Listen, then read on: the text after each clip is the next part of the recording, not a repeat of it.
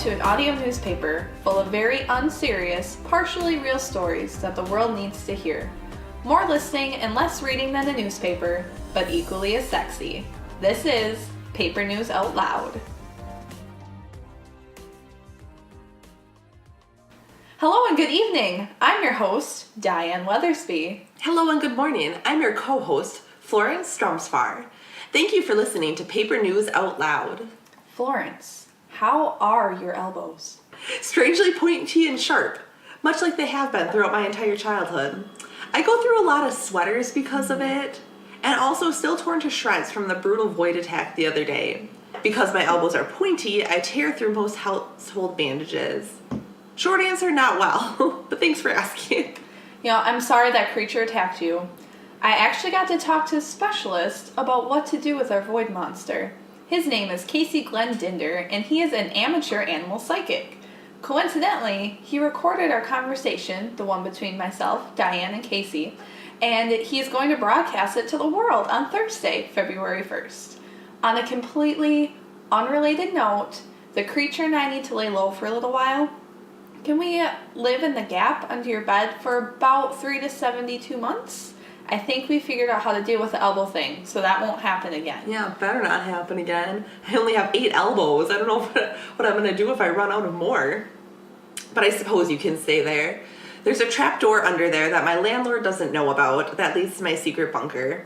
I have at least a 10-year supply of Pop-Tarts and Hot Pockets down there to get you started. Excellent. I'm just going to grab my phone charger, and then we'll all be set to go. Who doesn't love the moon? It's Earth's closest celestial BFF that helps control the tides here and provide romantic lighting on dates, and also can whisper horrible and frightening prophecies in our ears and make us black out for weeks on end. But all in all, a friend. Some exciting things will be happening this week. On Wednesday, January 31st, the world will be experiencing a blue moon. Except it won't actually be blue, according to the article in Cosmos magazine. Cosmos. Wait, the Cosmo? Cosmos. Cosmo does astronomy now? Not cosmopolitan, Cosmos. Was this like the best sex positions to try during the blue moon?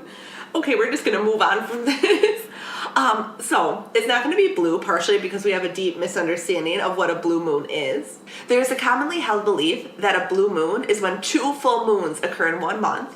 Seems pretty logical. Don't know where the blue comes from, but you know, who am I to judge? Which would seem like a realistic and logical explanation, except it's wrong.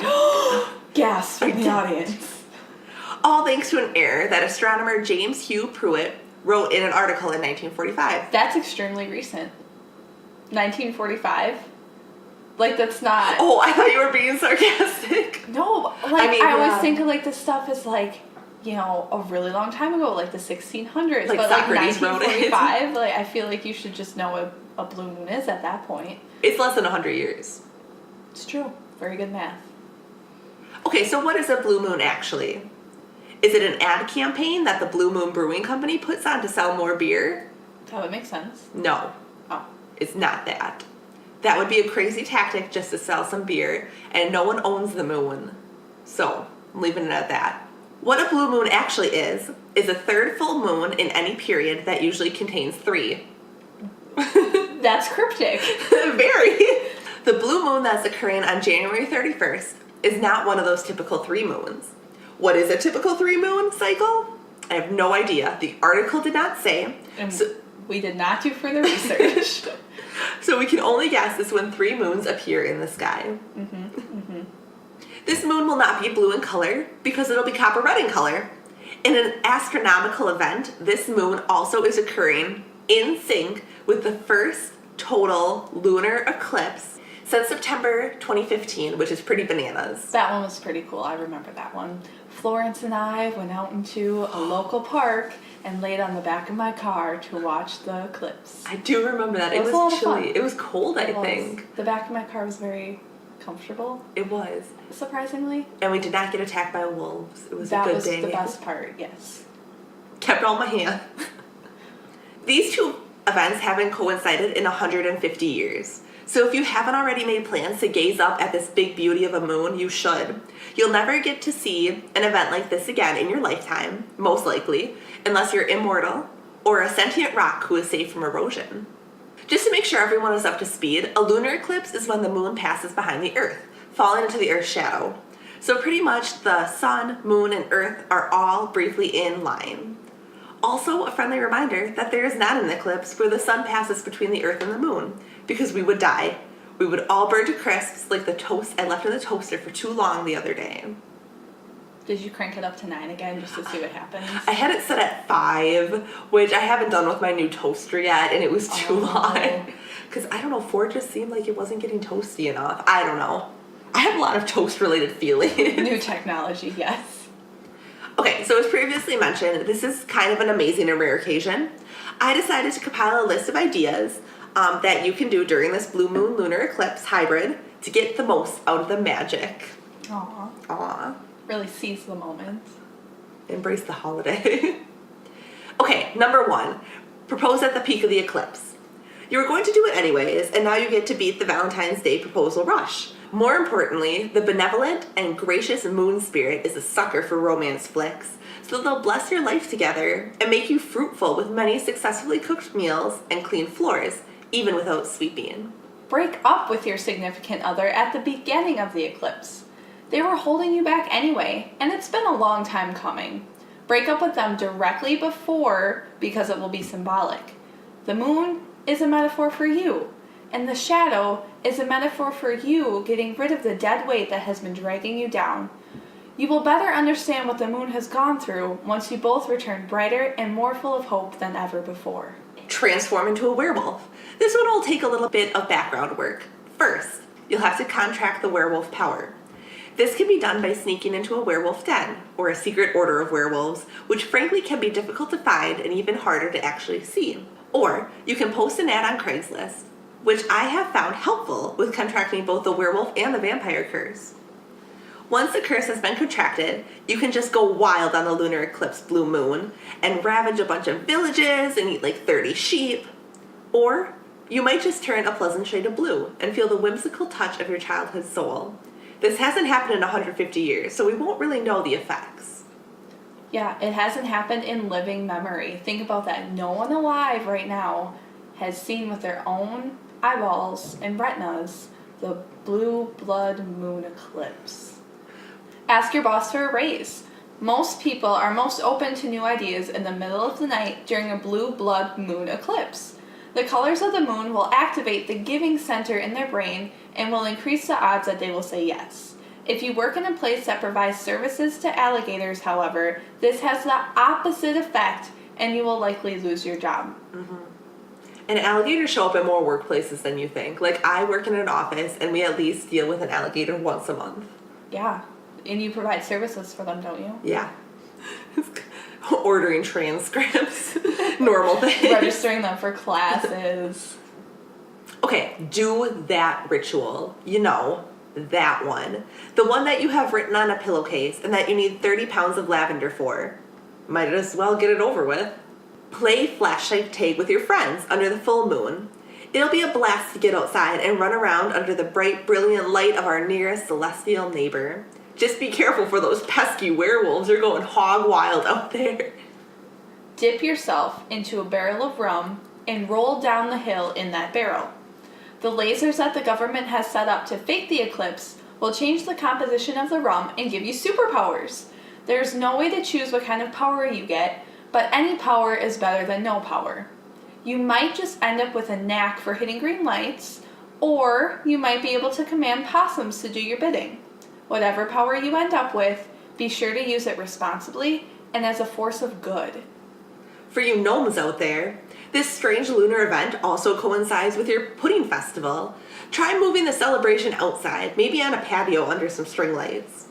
Eat your pudding treats under the crimson light of the blood/blue moon. Humans and other sentient beings, try participating in the pudding festival. It's a really jolly time where you eat pudding of various flavors, from chocolate to butterscotch to dandelion, and you get to party with your friends. Probably one of the coolest things that gnomes do. Or you can sleep, not just because it's late and because you have to go to work tomorrow, Because of the alignment of the sun and the moon, you may have wonderful and vivid dreams where you are the hero of the story and all goes right. The only way to tell is by closing your eyes. Regardless of how you spend your evening under the moon, take some time to appreciate the beauty and the majesty of nature. Think about how small you are in the universe and find comfort in the simplicity of your place here. Art lovers, rejoice. Hallelujah! Those were the Hallelujah! art lovers. Hallelujah! We have received another glorious, amazing, talented, titillating, rectangular submission that is mostly made of smoke and an artist's soul, like all great art is. We have the human word dictionary, Amen. In his words, the name rhymes with ominous things like the gray men. If you love this upcoming submission as much as I do, go check out Amen's Twitter, @Amen. That's AEMYN. It's like an unending feed of pure poetry and at least one retweet of the Adventure Zone, the telltale sign of a truly amazing human. Of course, we'll link our talented poet's info in the description with the submission available for your viewing pleasure on our website. To get started, I would like to describe the art so that you can visualize what it looked like for us when it first came out of the void. It came as light in different colors. Light and mostly white, somewhat black with splashes of blue, red, yellow, and green. It came with a sound. A small sound. An email reminder. You blink your eyes. It's been an email the whole time. On the email, words. Beautiful words. They make you smile the more you read. You felt the whimsy of the words, and they made you feel strange in a good way. And now, I, Diane, am honored to read you what that email said. This is your horoscope for January. You are on the right track. Do not change anything, or an old friend you never liked may return. You'll be approached with a difficult decision. Do not provide an answer. Simply wait for it to go away. Butter becomes spreadable if you remove it from the refrigerator 15 minutes before you need to make 1,000 pieces of toast. Sincerely yours, the light bulbs above you that are always watching and analyzing. Okay, seriously, so awesome though. Thank you so much for submitting, Amen. If I could grant mystical gifts, I would grant you floors that never need to be swept, no more mosquito bites ever, and an endless supply of your favorite salty snack. Unfortunately, I can't grant mystical gifts, so I'll just repeat thank you and let you know I think you're very talented. Florence, I do have a quick question. Yeah. Did you have to sweep the floor today and really not like it? Because that's the second time you've mentioned floors not needing to be swept. Yeah, I swept the floor today. I was just salty because I swept yesterday. And you had to do it again today. And I had to do it again today. Yes. Wow, I did not realize that I mentioned it twice. Again, we love getting these community art submissions. Feel free to send them our way by submitting your art, poems, songs, whatever to alternaterealityproductions@gmail.com. Show us your best creative things, or even not your best creative things. Show us your average creative things, whatever. We want it all. So we received this letter as we were cleaning the couch. We flipped over the cushion, and there it was, an old car tire. As we tore apart the car tire in the jealous rage, as one does, we found this plea for help stamped inside. It read, "Dear Florence and Diane, hi, how are you? I hope you are well. I ran out of bicycle tires, so I'm hoping this still works. Anyway, my issue is that my best friend for life is bringing her family over for supper next week, and I'm cooking for them. I want to make something unique. They are very unique people. How can I spice up my cooking and take it to a whole new level? Sincerely, Cooking for a Friend." Well, Cooking for a Friend, which is an apt name because that is indeed what you are doing. We have tasted some unique dishes in our days, so we are happy to help. Nevertheless, we reached out to WikiHow to help us help you. Nothing spices up a dish like good old-fashioned homegrown ghost peppers. These little fellas say, "I'm interesting." You can add them to just about any dish to transform them into something completely different. They work extremely well with hot dishes and casseroles, but don't be afraid to sprinkle them on cheeseburgers or chocolate fondue. They will surprise your friend's family and make them crave more. And since you want to impress your friend's family, you will need to make your own ghost peppers. This is tricky, but they will love you even more for the additional effort. The first step is to prepare the soil. Choose the right kind of soil. The ghosts aren't going to be attracted to substandard soil. You need something that is well draining. You can buy soil or you can harvest it from the base of an old tree that has been blessed by a priestess. You will need to choose a place to plant the seeds where they will get only 6 hours of sunlight. The rest of the day, they need to be shrouded in impenetrable darkness. Good advice for raising children, too. Fortify the soil with nutrients. You can use bone meal, blood meal, and compost to do this. You will have to mix it into your soil in the heat of the afternoon sun and read to it until the light of the midnight moon. This process and materials mimic ritual sacrifice without actually sacrificing anyone. We'll leave it up to you where you get the bone and blood meal, though. Next, you need to germinate the seeds. Your first instinct might be to soak the seeds in a mix of orange juice and lemonade. Do not follow this instinct. Mix the orange juice and lemonade as a drink for yourself. Soak the seeds in water in the fridge or a very cool cellar overnight. Plant the seeds into little planters. Make sure you water them with water. And read them a bedtime story every night. You need to cover them in a wool blanket to keep them nice and toasty warm. They should also reside in your bed. You can sleep on the floor during the time that the seedlings sprout. Okay, so at this point you're wondering if you have enough time before the big dinner. Never fear, life finds a way. Once the sprouts pop up, you will need to let the seedlings grow a bit. This can be quickened by posting motivational posters on the wall and shouting encouraging words to them in the form of a Gregorian chant. Plant the seedlings. Like many other creatures, ghost peppers need a bigger container that the original ones were born in. Babies need bigger beds, snakes need bigger skin, ghost peppers crave more soil. Thin the seedlings by plucking the weak ones. You can tell which seedlings are weak by putting them through a series of dangerous trials. This includes a bug infestation, introducing the flu virus to the soil, and a half marathon. The ones that do not survive were never worthy and can be disposed of unceremoniously. If your seedlings do not rain naturally, you will need to water your ghost peppers. They need to drink to survive, in the same way that I drink to forget. Give them the exact right amount of water, and they will thank you by growing big and strong. Add fish and kelp fertilizer to help them grow. Not many people know that ghost peppers follow a pescatarian diet, and you should respect their wishes. Now for the most important part of the process. Infuse the ghosts. What separates a regular pepper from a ghost pepper? The ghost, of course. By now your peppers are ready to host a resident ghost, and you need to plan accordingly. If you are unsure if the peppers are ready for the infusion, consult this year's Farmer's Almanac.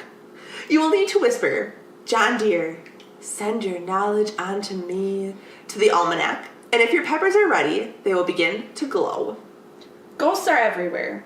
Some enjoy being ghosts, and some wish for release.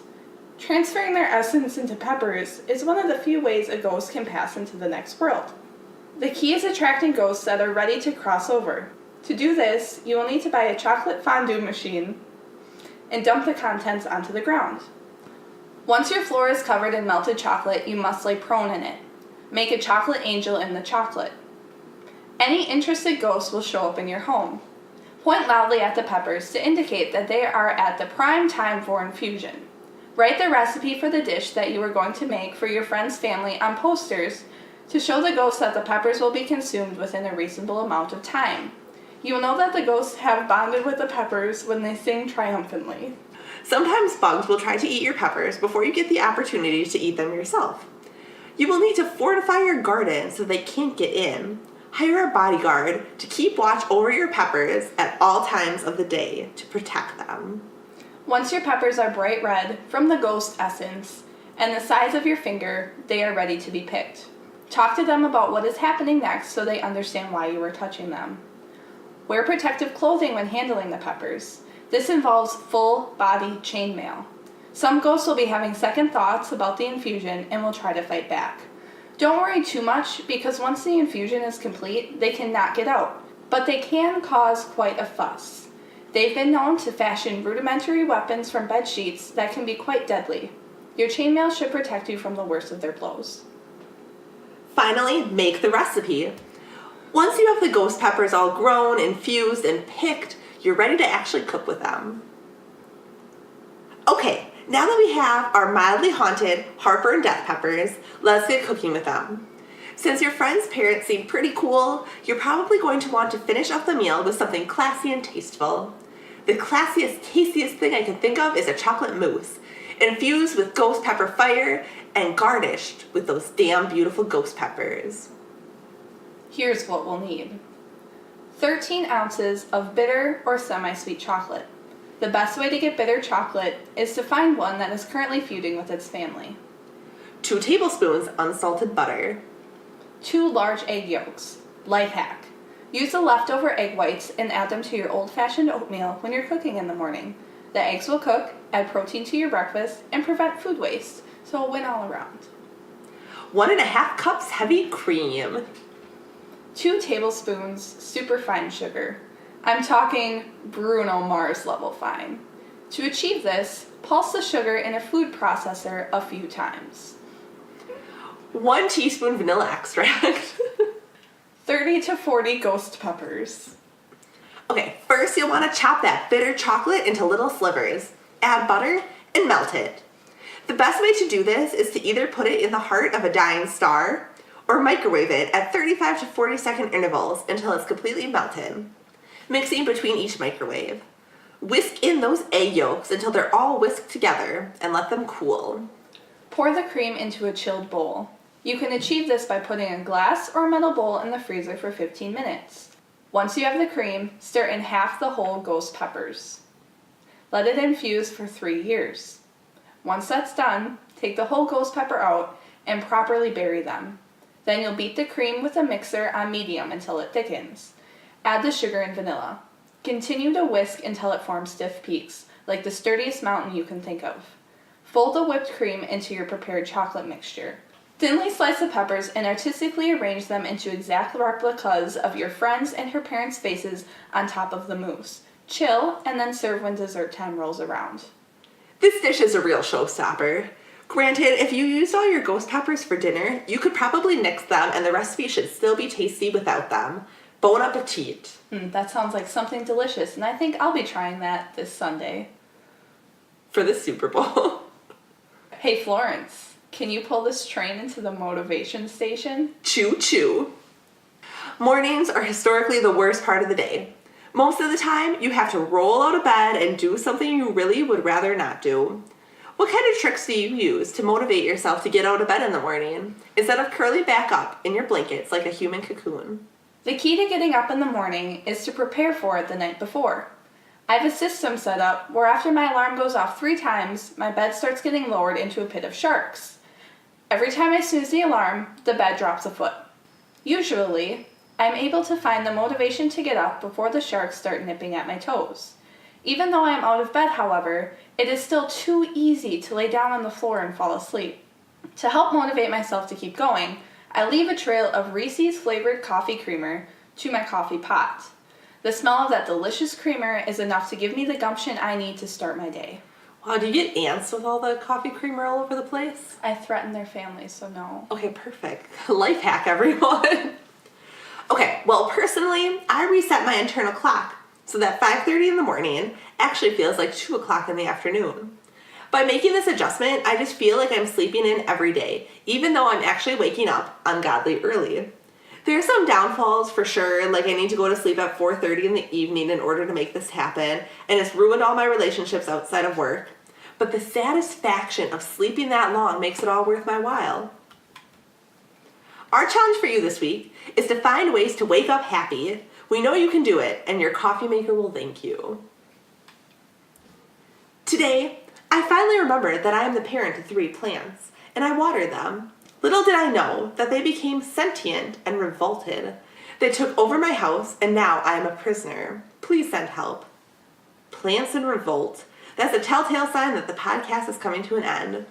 Thank you for taking time out of your day to listen to what we had to say. If you like what you heard, subscribe to Paper News Out Loud for more great episodes. If you liked what you heard a lot, leave us a review on iTunes saying what you liked. Please send us a hand-drawn picture of your elbow, preferably on a dinner napkin, for reasons that are none of your concern. If you're in love with what you heard, send rations because both Florence and I are in dire need of help. Things are getting dicey in these parts. We will be giving shoutouts to people who review the show in later episodes. Please rate and subscribe on iTunes. Thank you so much for listening. I want to thank reality for keeping it real. I, Diane, got to guest on not one but 2 shows. One that I mentioned already is the Amateur Animal Psychic, and Casey was absolutely wonderful. The episodes that he has up are all comedy gold, and it is totally worth your time. The episode in which Casey helped me will be up on February 1st. The other podcast I was on is called Almost Better Than Silence, which is one of the greatest names for a podcast that I have ever heard. I was masquerading as a woman named Tracy. We talked about video games and other things, and also played a really fun game that I did pretty good in, if you don't mind me saying. They were a lot of fun to talk to, and that episode will be up February 5th. I had a blast doing both these podcasts, and I encourage you to check them out, though I had a lot of feelings about myself afterwards, because it was definitely outside of my comfort zone, and it was something. I'm sensing a motivation station in an upcoming episode. Self-confidence. We also want to thank Jake Harrison for allowing us to use his track titled 5 off of his album, found on SoundCloud. Thank you, Jake. You can find his music through the link or by searching at this. Tweet us at Reality Out Loud. Use the hashtag ThinkWeirderThoughts. Share with your friends. I think actually we will probably give shout outs to people who use the hashtag ThinkWeirderThoughts and tweet at us. We're trying to be more active on our Twitter. We hope you learned a thing and made a laugh. Hashtag ThinkWeirderThoughts. Hashtag ThinkWeirderDogs. Hashtag I am a dog. Hashtag dog weirder things. All right, we're done. Just holding that in.